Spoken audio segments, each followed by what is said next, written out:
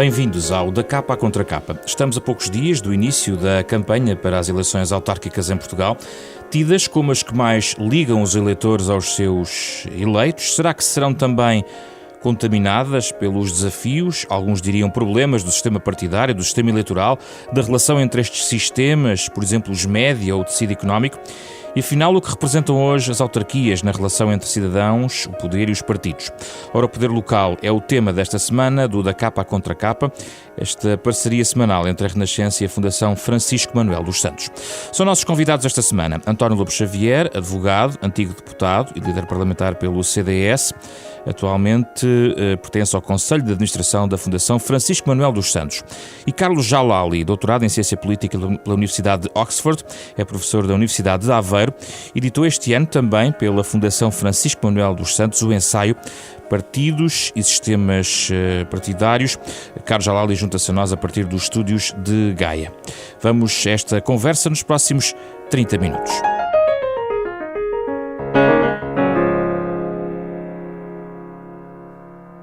Bem-vindos, Dr. Lobo Xavier, professor Carlos Jalali, eu muito gosto de tê-los neste programa. Muito obrigado pela vossa presença. Muito gosto também. Obrigado. Nas eleições autárquicas de hoje temos um número considerável de candidatos que se apresentam em listas ditas independentes. Algumas são baseadas em movimentos de cidadãos ou de reflexão, outras são originárias de divergências e dissensões com forças partidárias tradicionais. Sabemos que são eleições em que é mais fácil um português comum intervir politicamente, acumulando e muitas vezes saltando até da sua profissão de origem para uma esfera política. António Lobo Xavier, este estilhaçar da representação dos candidatos por diversas forças é totalmente positiva para a democracia, comporta riscos, é um sinal de vitalidade da própria democracia e os partidos ficam em risco neste movimento? Eu acho que se tem que distinguir o plano teórico do plano prático. No plano teórico, tudo o que seja abrir a participação em processos políticos e eleitorais e não os ter completamente vinculados aos partidos parece ser um benefício. Os partidos têm defeitos, organização de cliques, de criação de nomenclaturas, nem sempre baseadas no mérito, há uma certa predominância do ativismo, o ativismo não tem sempre por trás a sensatez e o equilíbrio e, portanto, as organizações partidárias cristalizadas têm muitos defeitos. Abrir a participação política a cidadãos que não têm essa vida partidária pode ser uma coisa muito boa, desde que não seja destruir completamente os partidos. Os partidos, enquanto unidades de referência que têm, apesar das suas oscilações e de todos os seus defeitos e de todas as suas, dos seus matizes das suas cores bases, apesar de tudo eles têm uma identificação ao longo de um certo ciclo histórico, eles são importantes. Mas eu, portanto, sou a favor e não acho que seja fácil. Em teoria, e agora vou passar para a prática, eu não acho nada fácil um cidadão candidatar-se a eleições autárquicas como independente. Não é fácil. As regras estão ainda feitas, numa visão conspirativa, pelos partidos, pelo monopólio. O monopólio é que fez as regras para o acesso dos independentes. É muito difícil. Acompanhei alguns independentes que se candidataram. São regras muito exigentes. O processo autárquico é muito complexo. Não é nada fácil. Mas há independentes que estão a entrar pelas listas dos partidos. Isso já é outra questão, não é? Isso é outra questão. Há muitas vezes há mais atração, não é? Novo pessoal. Isso sempre houve. Isso não é novo. O nosso sistema também teve uma outra regra, que foi a limitação dos mandatos, que tirou vários dinossauros do poder autárquico e muitos deles tiveram a tentação de regressar por outras vias. Já não aceitos pelo seu partido, regressam por outros caminhos. Eu não acho que isso seja vantajoso nem bom nesses casos, por isso lá está. Sim. No concreto eu não acho que a coisa seja tão boa. Agora, há um ou outro caso de independente que parece ser mesmo independente e correr bem, e isso inspirou os outros. Vi em Coimbra um candidato independente, que é realmente independente e que é uma pessoa com presença na sociedade civil e com força. Conheço bem o caso do Rui Moreira, mas sou suspeito, uma vez que o apoio. Mas há alguns casos que inspiram os outros e foram muito elogiados pela comunicação social, está na moda e aí vai disto, como se diz na linguagem. Professor Carlos Jalali, a sua perspectiva sobre este início de conversa? Bem, em primeiro lugar, concordar com o Dr. Lobo Xavier no que diz respeito à dimensão teórica. Alargar os espaços de participação dos cidadãos no processo político é algo que é positivo e, portanto, nesse domínio, esta medida é francamente positiva.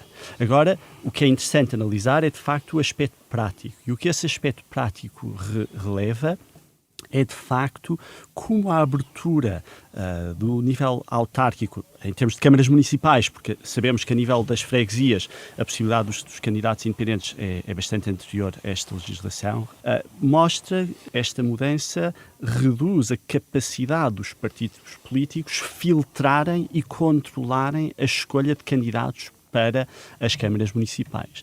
E, portanto, os partidos políticos têm um papel importante no processo eleitoral em termos de selecionar e também barrar o caminho a certos candidatos, é aquilo que se designa na literatura teórica de serem os gatekeepers, os que estão à porta do processo político. Essa capacidade de gatekeeping desaparece ou é muito diluída com a possibilidade das candidaturas independentes. E, portanto, os conflitos internos dos partidos em torno de quem vai ser o candidato a presidente da Câmara, que anteriormente eram dirimidos dentro dos partidos, passam para o eleitorado em si, porque aquele que não é escolhido como candidato do partido para a Câmara A, B ou C tem sempre a possibilidade de concorrer como independente. Mas, por um lado, há uma urgência de trazer essas novas pessoas para a política, por razões da renovação da atividade, e, por outro lado, entrando aqui outro fator, muitas vezes se constroem carreiras políticas logo pelo nível autárquico, dando um grau de experiência, de ligação, de conhecimento com os vários níveis de administração essenciais para quem quer, por exemplo,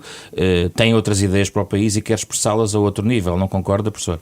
Sim, e isto também liga-se com um dos aspectos que o Dr. Lobo Xavier referiu e bem, que são as barreiras que os candidatos independentes enfrentam para concorrer, não é? Essas barreiras não são apenas as barreiras legais, que são substanciais, como o Dr. Lobo Xavier referiu e sabe, mas também são as barreiras não legais, as barreiras informais que têm a ver com, por exemplo, a visibilidade e mediatismo de um candidato a nível local, não é? Um candidato, um cidadão anónimo, mesmo que ultrapasse todas as barreiras legais, terá sempre mais dificuldades em ser um candidato viável e atrativo para os eleitores, se não é uma figura conhecida a nível local. E é evidente que quem tem um passado político acaba por ter mais essa visibilidade e, ao ter mais essa visibilidade, também torna-se um candidato mais viável. António Lobo Xavier. A menos, estava a tentar desafiar o professor Carlos Jalali, a menos que esse candidato mais desconhecido, com mais desvantagem, por estar fora do sistema, digamos assim, e dos partidos, se transforme num populista, num propagador de barbaridades, de frases bárbaras, de soundbites, de frases que escandalizam ou propostas políticas que perturbam, digamos, o equilíbrio e a sensatez da sociedade. Porque esse é outro dos caminhos, que é a comunicação social. O mundo político é bastante aborrecido, em geral, e a comunicação social é muito competitiva, o assunto levava-nos muito longe, mas não há dúvida que se vê, goste-se ou não se goste, e não digo isto para dizer mal dos jornalistas, mas na verdade, se eu quiser chamar a atenção dos jornais e das televisões para a minha campanha, é muito fácil. Eu estou a pensar num ou dois casos sem os nomear. Há reações pavlovianas. Se eu disser coisas na fronteira do racismo, mas que não são bem racistas, se eu disser uma coisa sexista que não é bem sexista, se eu disser uma coisa contra o meu próprio partido, se eu for agressivo a falar do meu bando, se eu desalinhar muito relativamente à família a que pertenço, eu tenho as câmaras e nem uma nova e as rádios todas. todas. Uma nova maneira de fazer política com base noutro tipo de plataformas hoje muito em voga e que provaram também noutros países como as redes sociais. Isso não pode trazer uma outra maneira, porque no fundo é uma comunicação muito diferente, não mediada naturalmente por nós jornalistas. Não é preciso ir para a política, não havia um grande gestor de comunicação e também jornalista que dizia que fazia presidentes da República com a televisão e no fundo sempre se associou o marketing à política e a política de hoje é muito marketing. Porque é que a publicidade saiu das televisões e das rádios? Ou porque é que está, lamento sublinhar esse ponto, porque é que está em declínio? Porque os meios digitais são muito capilares e chegam muito facilmente às pessoas e é muito fácil comunicar com elas e elas podem comunicar com o próprio comunicador. E, portanto, esse caminho que já está no produto de grande consumo, que está a sair das televisões e da rádio e a privilegiar blogs Sim. e Facebooks e os políticos também saem daí. Isso permite muita interatividade, só que isso simplifica, isso tem um risco muito grande. Se eu vender shampoos, é fácil falar deles no Facebook, ou fraldas para bebê, é uma coisa... Não há grande problema se eu tiver uns erros e disser uns exageros. As frases das redes sociais, o discurso político exige rigor, tempo e meditação. Essa comunicação das redes é uma comunicação, em primeiro lugar, de anónimos, que se tornam muitas vezes agressivos, insultuosos e revelam os seus piores lados, e por outro lado propicia o comentário. Toda a gente se acha sabedor, comentários fáceis, mas está para rápidos, ficar, não é? Está para ficar, é preciso enfrentar isso também. Mas... Eu queria ainda ouvir a sua opinião sobre a questão da experiência autárquica como relevante para um político, digamos assim. Para si é um fator significativo? Eu fui 8 anos Presidente da Assembleia Municipal de Penafiel e das coisas que mais gostei de fazer na política, acho que esse lado autárquico é ainda o que sobra de uma parte bem conservada da democracia representativa. Acho que aí os eleitores têm bem a consciência de quem escolhem e sabem quem é o poder, quais são os rostos do poder e sabem que os escolhem e que os destituem, muito mais do que na Assembleia da República.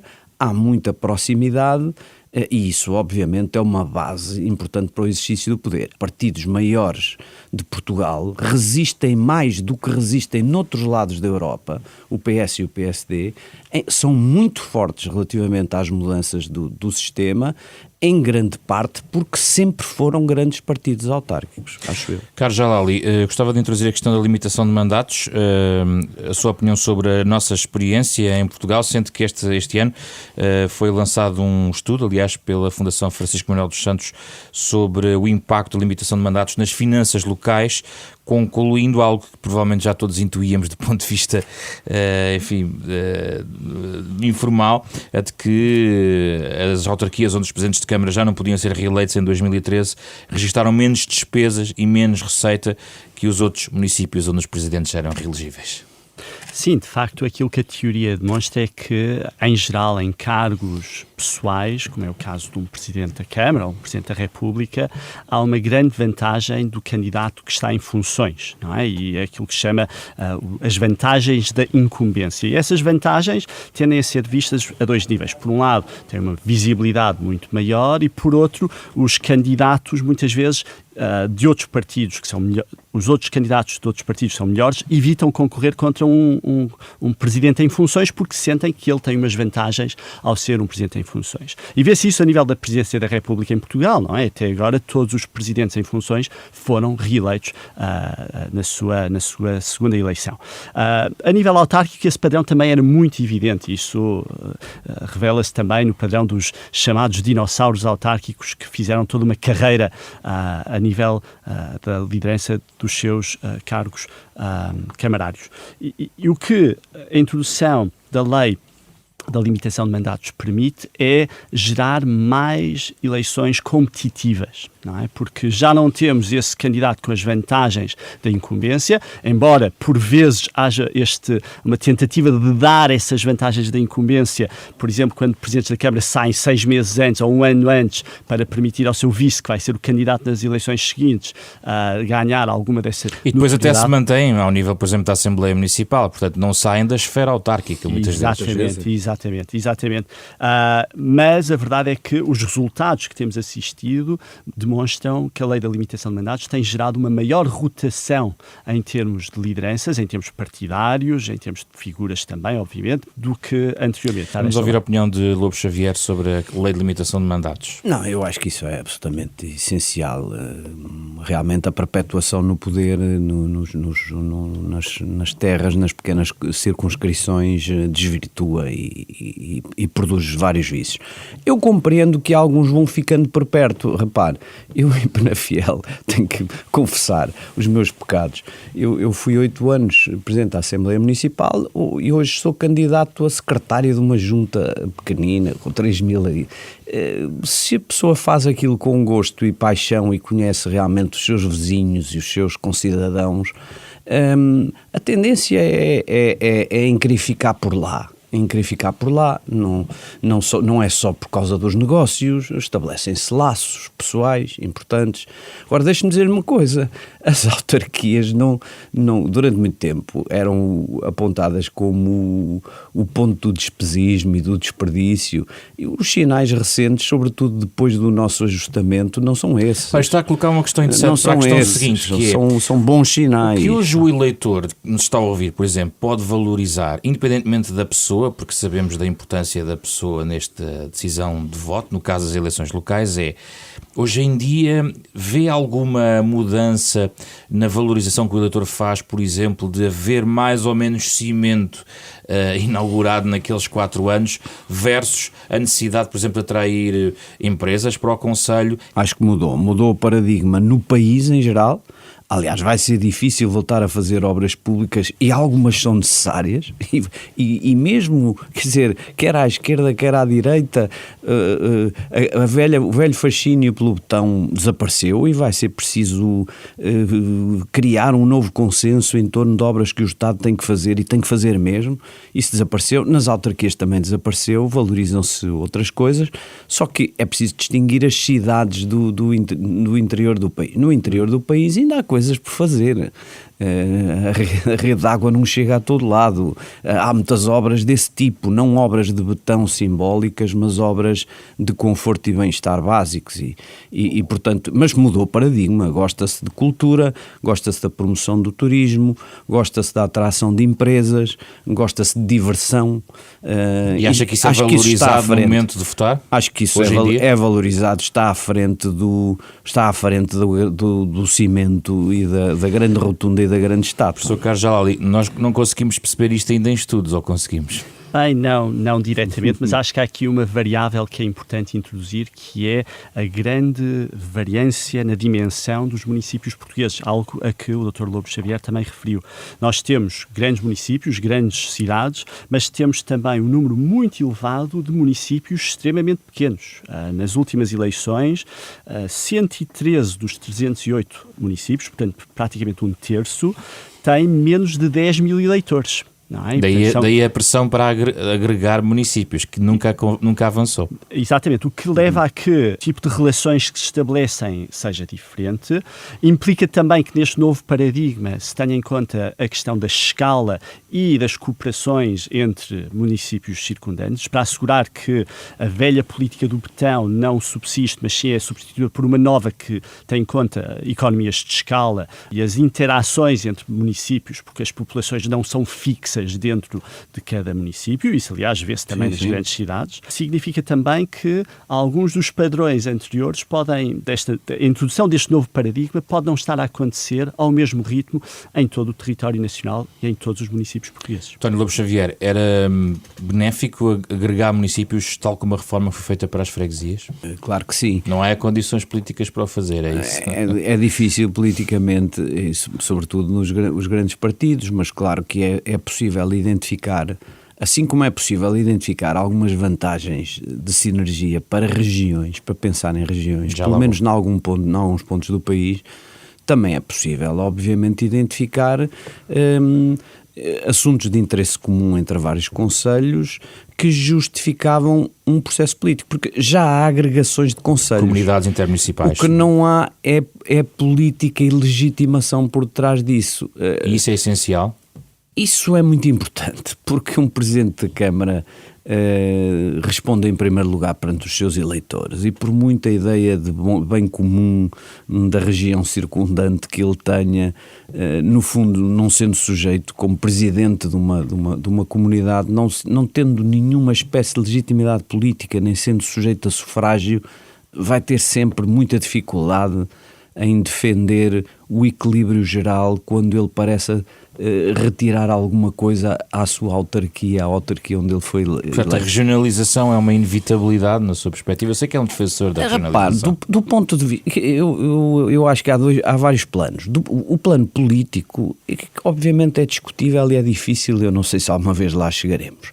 Agora, do ponto de vista financeiro, da administração de finanças públicas e da administração de serviços públicos, a regionalização é basicamente indiscutível. Portanto, quem diz mal dela é quem está fora dos circuitos académicos ligados às melhores práticas nestas matérias, ou às experiências, ou às grandes instituições internacionais que estudam administração financeira e política. E o tema só suscita questões de discussão política, porque no plano dos princípios e da teoria... Só que depois veio o debate antipolíticos. Vem sempre, não é? Vem sempre. Lá estão os políticos a encontrar mais uma instância para recolher mais um cargo, mais o povo tem sempre gabinete. alguma razão o povo tem, não é? Alguma razão o povo tem para se queixar dos... Eu não sou populista, já vai ver quando falarmos do que é que eu recomendaria, sim, mas tenho uma grande dificuldade sobre de aceitar o estado atual das pressões e a que estão sujeitos os políticos, mas é evidente que os políticos são responsáveis por muita da percepção que o povo em geral tem e, portanto, eles têm que mudar para mudar a percepção. Carlos Jalali, por exemplo, é possível valorizar o interior do país sem uma estrutura regional que ajude a atrair um conjunto de competências para essa zona do país? Bem, eu acho que há aqui duas dimensões centrais para este debate, que é um debate muito importante que Portugal vai ter que fazer nos próximos tempos. O primeiro é que a forma da organização política do país a nível subnacional tem que ser repensada. Esse repensar pode ser pelo lado da introdução do novo nível regional que suplementa a dimensão autárquica que temos atualmente. Pode ser por redesenhar o mapa autárquico, mas esse debate tem que ser feito.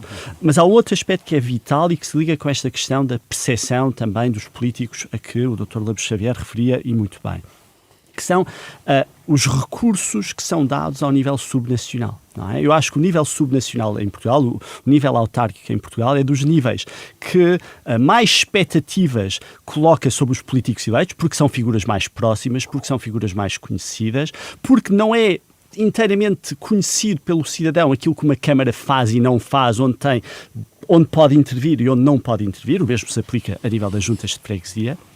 E depois porque o nível subnacional, o nível local em Portugal, é dos menos financiados comparativamente a nível europeu. Nós temos, a nível europeu, dos níveis locais menos financiados. Aliás, uma nota engraçada dos resgates que ocorreram na Europa nos últimos tempos é que os 3 países mais centralizados da zona euro eram Portugal, Irlanda e Grécia, os países que tiveram resgates, não é? E, portanto, esse é um debate que também temos que fazer. Não é apenas uma questão de eleger novos níveis políticos, de agregar conselhos, é também de repensar os meios que esses novos níveis que sejam criados ou esses novos conselhos que sejam criados vão ter para desempenhar o seu papel político. Isso dá razão àqueles que defendem uma aproximação, diria, do ponto de vista académico, gradualista, em que, em vez de avançarmos já para a regionalização, vamos lá primeiro resolver a descentralização de competências e reforçar os envelopes financeiros para ficarmos à média de que falava o professor Carlos Jalali. Isso só não resolve, porque o dinheiro, uma vez passado, nunca mais não regressa, volta. não volta para outros patamares, não é? Ninguém na área pública há uma coisa chamada displacement effect. Uma vez saído, nunca mais volta, e portanto é melhor não pensar que seja esse o caminho. Se não é possível agregar concelhos, talvez seja possível fazer regiões, e talvez isso permita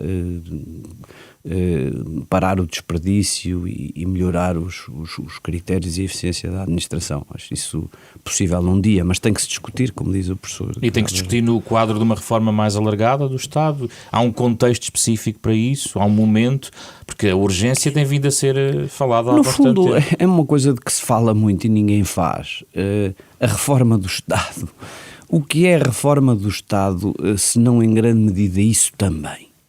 Eu diria que essa parte, se não é o primeiro item, é o segundo ou terceiro, não é? Não. Para si é claro que ainda há muito a aprofundar na questão da transferência de meios financeiros para as autarquias. Sim, olha, o professor Valente Oliveira dizia há muito tempo, aliás o primeiro-ministro lembrou isso, que €1 gasto numa autarquia equivale a 3 euros gastos no Governo Central. Enfim, é uma frase pró-autárquica célebre, mas eu diria que há muitos estudos que comprovam a eficiência dos gastos autárquicos e o comedimento da intervenção autárquica. Portanto, isso pode dar eficiência. Vamos às sugestões que sempre gostamos de trazer ao nosso programa, com as sugestões dos convidados deste programa, enquanto o Mário Laginha nos acompanha já para os minutos finais desta edição do Da Capa à Contra Capa. Carlos Jalali, o que é que sugere? Bem, a minha primeira sugestão é um clássico do cinema dos anos 30, de Frank Capra, em português Peça Palavra, em inglês Mr. Smith Goes to Washington. No início o José Pedro referia como o nível autárquico é o nível onde o cidadão comum pode participar e pode tentar entrar na esfera política. Bem, este é um filme sobre isso, sobre um cidadão comum que entra na esfera política e que tem um papel positivo nessa esfera política. É um filme idealista, é um filme muito positivo, mas nos dias de hoje acho que é bom termos sugestões que sejam positivas e que nos levem a olhar para a política também de uma forma positiva. António Lobo Xavier? Eu quando vinha para aqui, tinha várias ideias sobre filmes, mas depois uma das coisas que mais me choca ao ver estas notícias sobre os políticos foram nas viagens. Não foram nas viagens, uns foram ver hospitais, outros foram a concertos, outros foram ao futebol. Isto é crime, não é crime? Um compra uma casa com o dinheiro dos sogros, o dinheiro, o importante é se o preço estava certo, se ele revelou ou não revelou. Bom, eu acho que nós nos temos de entender sobre o que é que podemos exigir dos políticos, não qualquer dia. Não há políticos a não ser pessoas que não têm vida, não têm nada a perder e não têm passado, não têm nada. E eu lembro-me de um filme que tem bastante tempo, que é o Primary Colors. É um filme que retoma sobre as eleições nos Estados Unidos, mas que retomam um bocadinho os problemas do Clinton, do mandato, do segundo mandato de Clinton, e onde há uma frase muito importante do protagonista, que é: o que se pede a um político é que tenha razoáveis critérios éticos e uma razoável vontade de serviço público. Agora, que tenha sido um santo desde que nasceu até morrer, num sentido católico, um impoluto, isso é uma exigência que hoje estamos a criar, com criminalizações que afasta as pessoas, que estigmatiza as pessoas, que dá cabo dos filhos dos políticos nas escolas. Há que pensar nisso. Temos de ter um critério um bocado mais exigente, não digo que não, mas um bocado mais razoável. António Lobo Xavier, Carlos Jalali, muito obrigado pela vossa presença nesta edição desta semana do Da Capa à Contra Capa, onde falámos do poder local. Este é um programa da Renascença, em parceria com a Fundação Francisco Manuel dos Santos. Pode ouvir na Renascença ao sábado, às 9h30 da manhã, ou sempre, a qualquer momento, em qualquer lugar, em podcast em rr.sap.pt ou através das plataformas móveis. Acompanha-nos o piano de Mário Laginha nas notas iniciais e finais deste Da Capa à Contra Capa, que regressa na próxima semana.